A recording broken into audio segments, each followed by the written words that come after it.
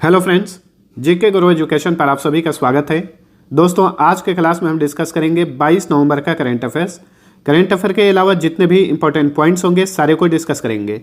दोस्तों, आज का ये सेशन इन सभी प्रतियोगी परीक्षाओं के लिहाज से काफ़ी महत्वपूर्ण है, इसलिए प्रत्येक प्रश्न को ध्यानपूर्वक देखिएगा और रिविजन करने के लिए इसका पीडीएफ भी डाउनलोड कर सकते हैं।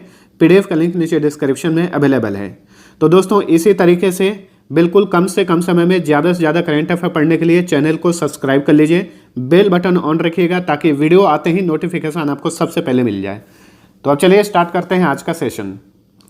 पहला क्वेश्चन है, QS वर्ल्ड यूनिवर्सिटी रैंकिंग 2023 में कौन शीर्ष पर है? तो देखिए, QS ने 2023 के लिए वर्ल्ड यूनिवर्सिटी रैंकिंग जारी कर दी है। इसमें पहले स्थान पे है MIT, Massachusetts institute of technology, जो कि अमेरिका में है, इस रैंकिंग में पहले स्थान पर है। और इस तरह से MIT जो है लगातार 11वें साल वर्ल्ड यूनिवर्सिटी रैंकिंग में पहले स्थान पर बना हुआ है। इस बार के रैंकिंग में दूसरे स्थान पर है कैम्ब्रिज यूनिवर्सिटी, जो कि ब्रिटेन में है। तीसरे स्थान पर है स्टैनफोर्ड यूनिवर्सिटी, जो कि अमेरिका में है। ठीक है, तो वर्ल्ड यूनिवर्सिटी रैंकिंग 2023 में MIT को पहला स्थान मिला है। देखिए दोस्तों, कुछ दिन पहले ही QS ने एशिया के लिए टॉप यूनिवर्सिटी रैंकिंग जारी की थी। तो QS, ध्यान रखिए, QS एशिया यूनिवर्सिटी रैंकिंग 2023 में पहले स्थान पे पेकिंग यूनिवर्सिटी है, जो कि चीन में है। ठीक है, तो एशिया की रैंकिंग में पेकिंग यूनिवर्सिटी पहले स्थान पर है, वहीं वर्ल्ड यूनिवर्सिटी रैंकिंग में MIT पहले स्थान पर है। QS वर्ल्ड यूनिवर्सिटी रैंकिंग 2023 में भारत में कौन सा संस्थान शीर्ष रैंक के साथ विश्व में 155वें स्थान पर है? तो देखिए दोस्तों, इस रैंकिंग के अनुसार भारत में कौन सा स्थान पहले स्थान पर है? तो भारत में पहले स्थान पे है Indian institute of science Bengaluru. ठीक है, वहीं विश्व लेवल पे इसका स्थान 155वां है। वहीं भारत में दूसरे रैंक पे है IIT बॉम्बे और विश्व में इसका स्थान है 172वां। तीसरे स्थान पे IIT दिल्ली है भारत में, विश्व स्थान पे इसका विश्व में इसकी रैंकिंग है 174वां। IIT मद्रास भारत में चौथे स्थान पर है और विश्व में इसका स्थान है 250वां। ठीक है, तो दोस्तों ध्यान रखिएगा कि QS वर्ल्ड यूनिवर्सिटी रैंकिंग 2023 में टॉप 200 में भारत के कितने संस्थान हैं? भारत के 3 संस्थान हैं। वहीं टॉप 1000 यूनिवर्सिटी में भारत के कुल 27 संस्थान हैं। ठीक है, वहीं टॉप 1500 संस्थानों में भारत के कुल 41 संस्थान हैं। ठीक है,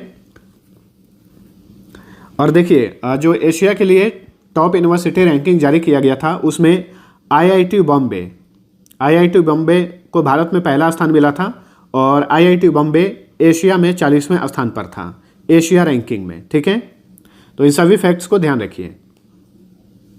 चलिए अगला क्वेश्चन है, प्रत्येक वर्ष विश्व टेलीविजन दिवस कब मनाया जाता है? तो हर साल विश्व टेलीविजन दिवस मनाया जाता है 21 नवंबर को।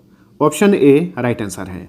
21 नवंबर को एक और दिवस मनाया जाता है, वर्ल्ड फिशरीज डे, यानी विश्व मत्स्य पालन दिवस, विश्व मछली पालन दिवस 21 नवंबर को ही मनाया जाता है। हाल ही में भारत के किस शहर में भारत की पहली स्ट्रीट सर्किट कार रेस शुरू हुई है? तो देखिए, भारत की पहली स्ट्रीट सर्किट कार रेस की शुरुआत की गई है हैदराबाद में। Option D right answer. ठीक है, इसकी शुरुआत किए हैं तारक रामाराव, जो कि वर्तमान में तेलंगाना के सूचना और प्रौद्योगिकी मंत्री हैं। ठीक है, कई चरणों में इस रेस का आयोजन किया जाएगा, जिसमें से एक चरण चेन्नई में भी आयोजित किया जाएगा। ठीक है, तो हैदराबाद और चेन्नई में इसका आयोजन किया जाएगा। शुरुआत की गई है हैदराबाद से। दोस्तों, हैदराबाद किस नदी के किनारे है? बार बार क्वेश्चन पूछा जाता है। ये मूसी नदी के किनारे है। किन 2 शहरों को जुड़वा शहर कहा जाता है? ये भी पूछा जाता है बार बार। तो हैदराबाद और सिकंदराबाद को जुड़वा शहर कहा जाता है। गुजरात क्रिकेट संघ के नए अध्यक्ष कौन बने हैं? तो गुजरात क्रिकेट संघ के नए अध्यक्ष बने हैं Dhanraj Parimal Nathwani. Option C right answer. Gujarat cricket संघ की स्थापना की गई थी 1934 में और इसका मुख्यालय अहमदाबाद में है। अहमदाबाद में स्थित नरेंद्र मोदी स्टेडियम जो है इसका मुख्यालय है गुजरात क्रिकेट संघ का। ठीक है, देखिए गुजरात की बात करें तो इसकी कैपिटल है गांधीनगर। वर्तमान में यहाँ के मुख्यमंत्री हैं भूपेंद्र पटेल अब मैं आप सभी से एक क्वेश्चन पूछता हूं, वर्तमान समय में गुजरात के गवर्नर कौन है? आप सभी लोग नीचे कमेंट करके बताएंगे। चलिए अगला क्वेश्चन, डेगू में संपन्न 15वीं एशियाई एयरगन चैंपियनशिप में भारत ने कितना स्वर्ण पदक जीता है? तो डेगू जो कि साउथ कोरिया में है, हाल ही में साउथ कोरिया के डेगू में 15वीं एशियन एयरगन चैंपियनशिप का आयोजन किया गया। इसमें भारत ने कुल 25 स्वर्ण पदक जीते। ऑप्शन बी राइट आंसर है। ठीक है, भारत ने कुल 28 प्रतियोगिताओं में हिस्सा लिया, जिसमें 25 में जीत हासिल की और भारत ने इसमें कुल 25 स्वर्ण पदक यानी गोल्ड मेडल अपने नाम किए हैं। नेक्स्ट, 18 से 19 नवंबर को 29वीं एशिया प्रशांत आर्थिक सहयोग शिखर बैठक कहां पर आयोजित की गई? तो देखिए दोस्तों, हाल ही में 29वां एपेक शिखर बैठक का आयोजन किया गया बैंकॉक में, थाईलैंड की कैपिटल बैंकॉक में। तो ऑप्शन सी राइट आंसर है। हाल ही में G20 का 17वां समिट आयोजित किया गया था बाली में, इंडोनेशिया के बाली में। और हाल ही में नोम पेन जो कि कंबोडिया की कैपिटल है, नोम पेन में भारत आसियान शिखर सम्मेलन का 19वां संस्करण आयोजित किया गया। नोम पेन में ही पूर्वी एशिया शिखर सम्मेलन का 17वां संस्करण भी आयोजित किया गया था। इन सभी को याद रखिएगा। ठीक है, वहीं 29वां एपेक शिखर बैठक कहाँ आयोजित किया गया? बैंकॉक में। चलिए एपेक संगठन के बारे में जान लेते हैं। एपेक का फुल फॉर्म होता है एशिया पैसिफिक इकोनॉमिक कोऑपरेशन। इसकी स्थापना की गई थी 1989 में। मुख्यालय सिंगापुर में है। वर्तमान में एपेक के अध्यक्ष हैं प्रयुक्त चान ओ चा। एपेक में सदस्य देशों की संख्या 21 है। और ध्यान रखिए, भारत एपेक का सदस्य नहीं है। भारत दो महत्वपूर्ण संगठन आसियान और एपेक का सदस्य नहीं है। ठीक है, चलिए अगला क्वेश्चन देखते हैं। 16 नवंबर 2022 को मॉस्को में मॉस्को प्रारूप परामर्श की चौथी बैठक आयोजित की गई। तो मॉस्को प्रारूप परामर्श का गठन किस देश के लिए किया गया था? तो देखिए, ये जो बैठक है, पूछा जा रहा है कि किस देश के लिए आयोजित किया जाता है? अफगानिस्तान के लिए। ठीक है, तो अफगानिस्तान पर मॉस्को प्रारूप परामर्श की हाल ही में चौथी बैठक मॉस्को में आयोजित की गई। ठीक है, इस बैठक में भारत ने भी हिस्सा लिया था। मॉस्को प्रारूप परामर्श का गठन कब किया गया था? 2017 में। अफगानिस्तान की बात करें तो देखिए दोस्तों, यहाँ पर तालिबान का शासन है। अफगानिस्तान की राजधानी है काबुल। वर्तमान में यहाँ के सुप्रीम लीडर हैं जो कि तालिबान से बिलोंग करते हैं, हेबतुल्ला अखुंदजादा। और प्रधानमंत्री हैं, एक्टिंग प्राइम मिनिस्टर हैं ये, मोहम्मद हसन अखुंद। यहाँ की संसद का नाम है शूरा और करेंसी है अफगानी। भारतीय तटरक्षक बल की 20वीं राष्ट्रीय समुद्री खोज और बचाव बैठक कहाँ पर आयोजित की गई? तो देखिए दोस्तों, इंडियन कोस्ट गार्ड की 20वीं राष्ट्रीय समुद्री खोज और बचाव बैठक आयोजित की गई केवड़िया में। गुजरात के केवड़िया में इसका आयोजन किया गया था। देखिए दोस्तों, केवड़िया काफ़ी महत्वपूर्ण स्थान है। यहीं पर विश्व की सबसे ऊंची मूर्ति स्थापित की गई है सरदार वल्लभ भाई पटेल की। उस मूर्ति का क्या नाम है? Statue of unity. भारतीय तटरक्षक बल की बात करें तो इसकी स्थापना की गई थी 1 फरवरी 1977 को। मुख्यालय नई दिल्ली में है। वर्तमान में इंडियन कोस्ट गार्ड के डायरेक्टर जनरल हैं Virendra Singh Pathania. Indian coast guard का मोट्टो है वयम रक्षामा यानी वी प्रोटेक्ट। और इंडियन कोस्ट गार्ड किस मंत्रालय के अधीन काम करता है? केंद्रीय रक्षा मंत्रालय के अधीन काम करता है। वर्तमान में केंद्रीय रक्षा मंत्री हैं Rajnath Singh. Formula 1 race Abu Dhabi grand prix 2022 का खिताब किसने जीता है? तो देखिए दोस्तों, अबू धाबी ग्रैंड प्रिक्स 2022 का खिताब जीत लिए हैं Max Verstappen. Option C right answer. ये नीदरलैंड के हैं और रेड बुल कार के ड्राइवर हैं। और एक बात याद रखिए, इस साल इनकी ये 15वीं फार्मूला 1 रेस जीत है। और इसी के साथ एक साल में, एक सत्र में या एक सीजन में 15 बार फार्मूला 1 रेस जीतने वाले ये विश्व के पहले रेसर बन गए हैं मैक्स वेस्टापेन। ठीक है, एक क्वेश्चन और पूछा जा सकता है, 100 बार फार्मूला 1 या 100 से अधिक बार F1 रेस जीतने वाले विश्व के पहले रेसर कौन हैं? तो ये है लुइस हैमिल्टन, जो कि ब्रिटेन के मर्सिडीज कार के ड्राइवर हैं। वहीं एक सत्र में 15 बार फार्मूला 1 रेस जीतने वाले विश्व के पहले रेसर बन गए हैं नीदरलैंड के रेड बुल कार के ड्राइवर मैक्स वेस्टापेन। 20 नवंबर 2022 को किस विषय के साथ सड़क यातायात पीड़ितों के लिए विश्व स्मरण दिवस मनाया गया? तो देखिए, सड़क यातायात पीड़ितों के लिए विश्व स्मरण दिवस, इंग्लिश में बोलेंगे world remembrance day for road traffic victims. तो ये हर साल 20 नवंबर को मनाया जाता है और 2022 का थीम है रिमेंबर सपोर्ट एक्ट। तो ऑप्शन ए सही उत्तर है। देखिए दोस्तों, 20 नवंबर को एक और दिवस मनाया जाता है अफ्रीका औद्योगिकीकरण दिवस। ठीक है, 20 नवंबर को ही मनाया जाता है अफ्रीका औद्योगिकीकरण दिवस। भारत की पहली फार्मूला 1 ई रेस कहां पर आयोजित की जाएगी? वेरी इंपॉर्टेंट क्वेश्चन है। ई रेस का मतलब यहां पर यह है कि इस रेस में इलेक्ट्रॉनिक कारों का इस्तेमाल किया जाएगा। ठीक है, तो भारत की पहली फार्मूला 1 ई रेस आयोजित की जाएगी हैदराबाद में। कब की जाएगी? फरवरी 2023 में। साल 2021 के लिए इंदिरा गांधी शांति निरस्त्रीकरण और विकास पुरस्कार किस समाज सेवी संस्था को दिया गया है?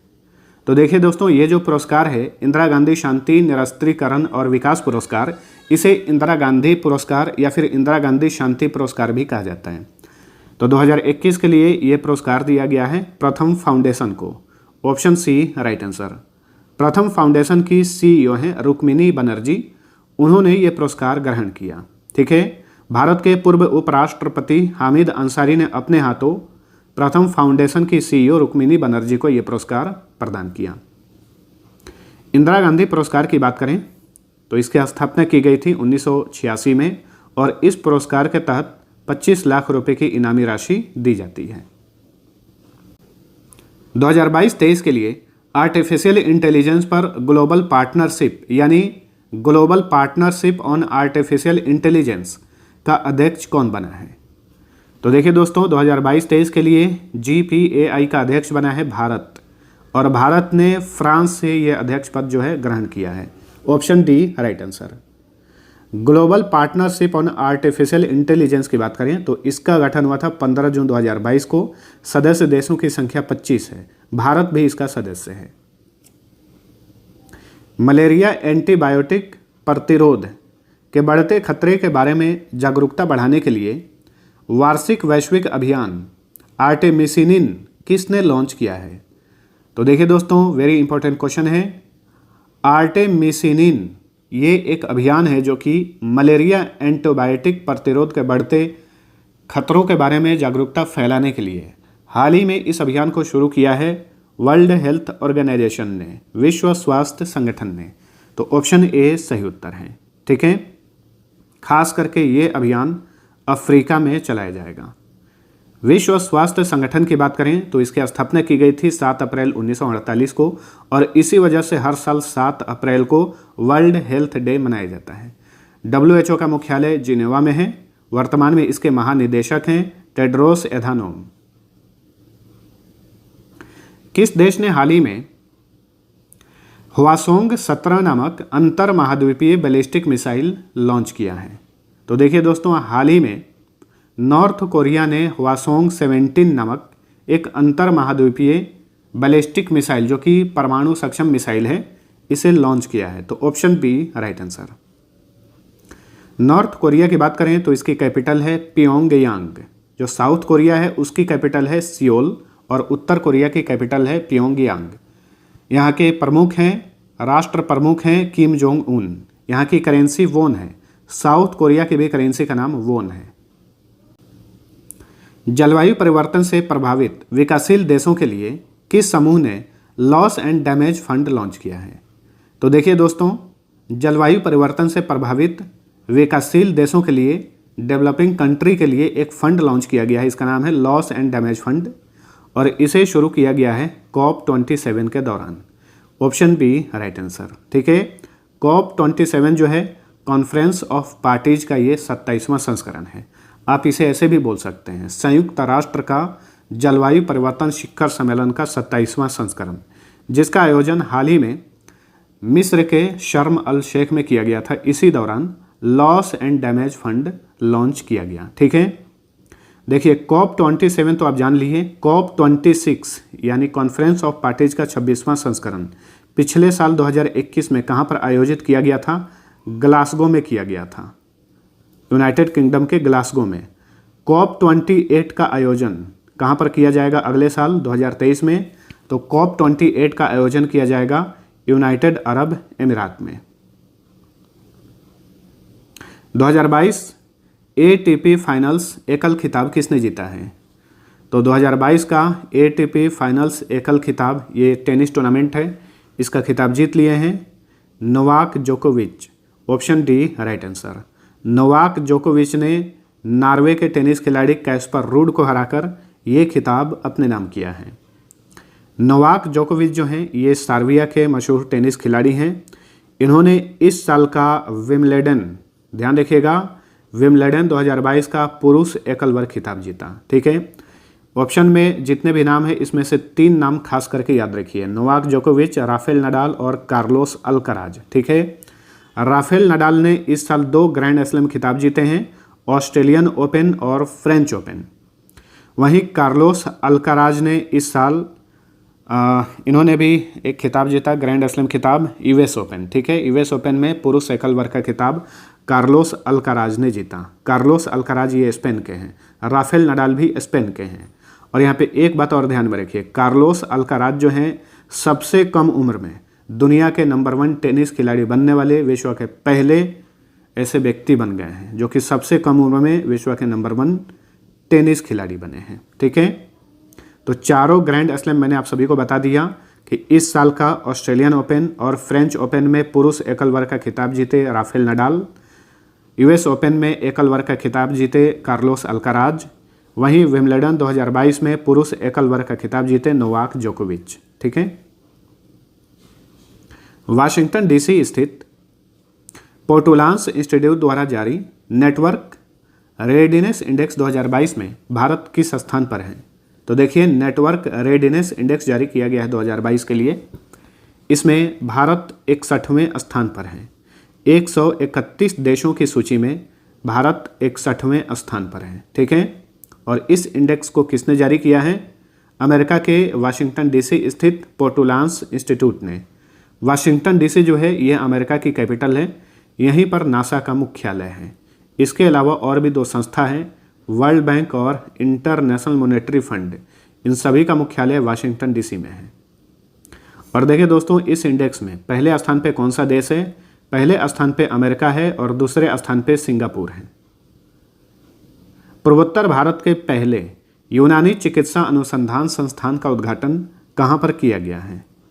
तो पूर्वोत्तर भारत का पहला यूनानी चिकित्सा अनुसंधान संस्थान स्थापित किया गया है असम के सिलचर में। ठीक है, और हाल ही में इस संस्थान का उद्घाटन किए केंद्रीय मंत्री सर्बानंद सोनोवाल, जो कि वर्तमान में आयुष मंत्री हैं, और बंदरगाह, नौवहन और जल मार्ग मंत्रालय भी इन्हीं के पास है। ठीक है, तो ये अनुसंधान संस्थान का नया परिसर है, 48 करोड़ रुपए की लागत से स्थापित किया गया है, और ये पूर्वोत्तर भारत का पहला ही यूनानी चिकित्सा अनुसंधान संस्थान है। ठीक है, तो कहाँ पर स्थापित किया गया है? असम के सिलचर में। तो दोस्तों, ये था हमारा आज का करंट अफेयर। वीडियो पसंद आया है तो लाइक और शेयर जरूर करना। अब चलिए मिलते हैं अगले वीडियो में, तब तक के लिए टेक केयर।